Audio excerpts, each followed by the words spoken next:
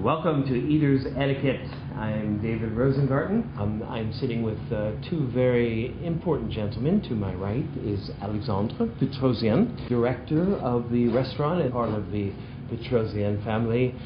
I'm also with Michel Emery, who is the director of sales for Petrosian USA. Welcome, gentlemen. Petrosian is perhaps the most famous name in the world when it comes to caviar.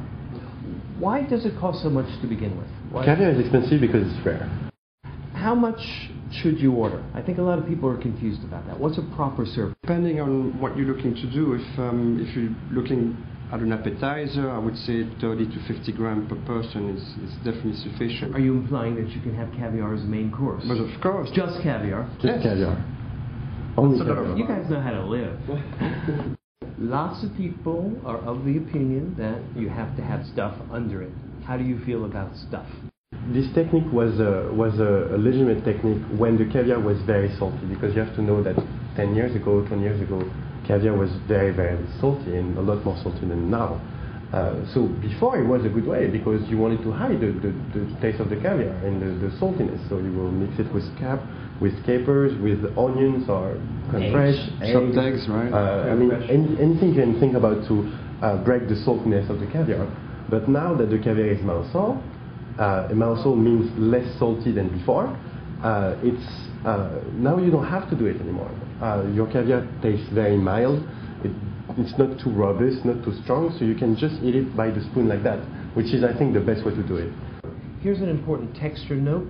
Sometimes people who don't know caviar very well taste expensive caviar and they go, there's something wrong with this. The eggs aren't popping. They don't crunch.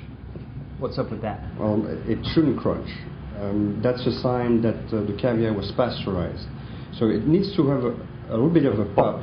But if it has a strong pop, or if you have to bite on it, it definitely was pasteurized, which is something that we will never do at Petrosian. What would be a bad texture? Oh, that's a good one. A bad texture will be a dry, crunchy caviar, or a soupy caviar who's like in his juice or oil. That's something you don't want. If there is a little bit of oil, perfect, very nice. That's like it's supposed to be. If it's very dry, there's a problem. If there's too much oil, there's a problem. Let's say 3 people like us at a table, and if we wanted to divide it on our plates, show us, Alexandre, how you would do that.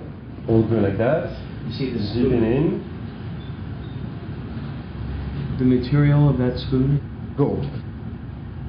It's essential not to use silver with caviar. Very essential.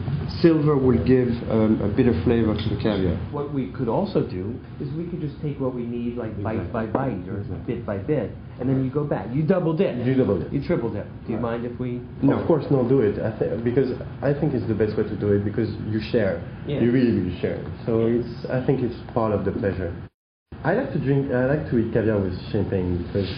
To me, champagne is a bit more for a party, it's a bit more for something that you won't forget, there are your bubbles, and it cleans very well your palate.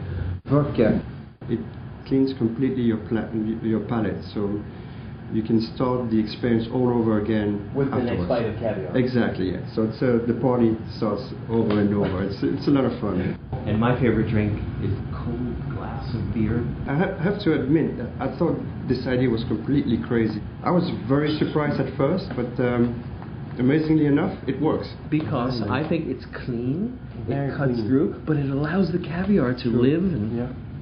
Can we double, triple, quadruple dip on this caviar over here? I think we should. Okay. Well, I'm going to take a little bit more. Yeah, you have a little bit more beer. Cheers. Cheers.